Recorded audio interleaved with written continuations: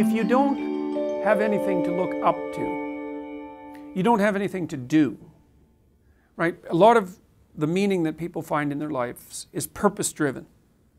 And in order to put effort into something, to work towards something, you have to assume axiomatically that what you're working towards is better than what you have. Because why else would you do it?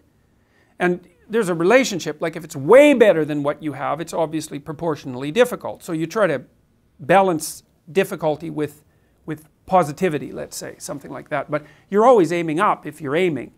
And if you're not aiming, then you don't really have any purpose, and that deprives your life of meaning. That's not good, because if your life is deprived of meaning, then what you're left with is the suffering. It's not neutral, right? It's negative.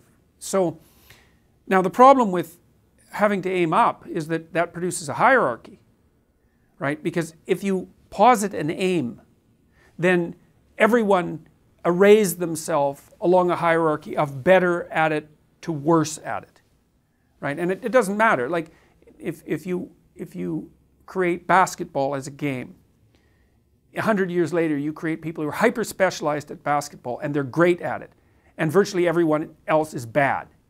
So it doesn't matter. As soon as you produce a value proposition, you produce a hierarchy. The problem with a hierarchy is it produces inequality. The problem with inequality is it produces resentment. Right, but you can't get rid of the damn hierarchy because they produce inequality and resentment, because then you don't have anywhere to go.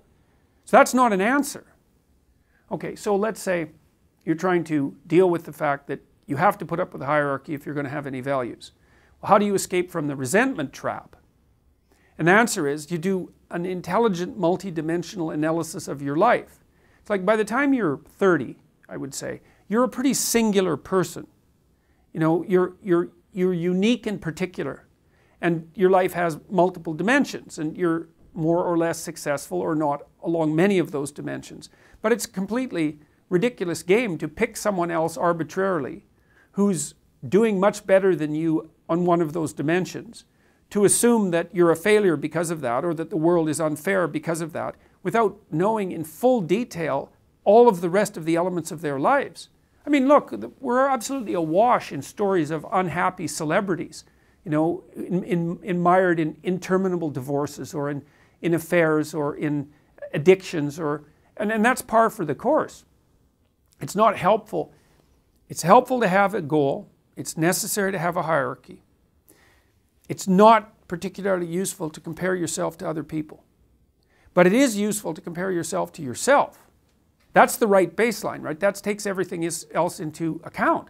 And it's really practically useful. And I've done this in my clinical practice very frequently. It's like, okay, let's take stock of where you are.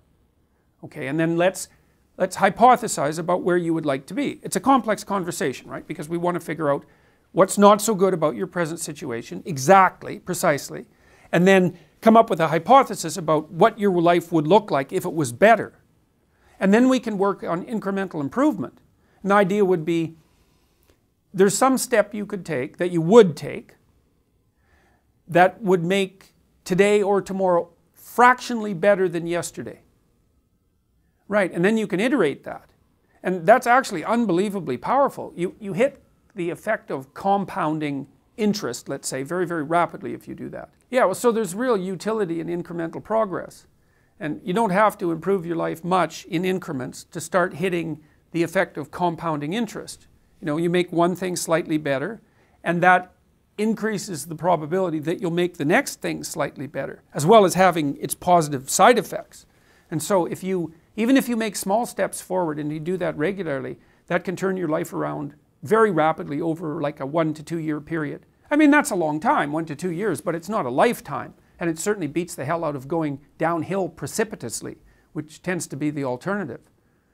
So it's better, and it keeps you out of the resentment, you know. And it's also more realistic, because it's not like everyone else doesn't have their problems.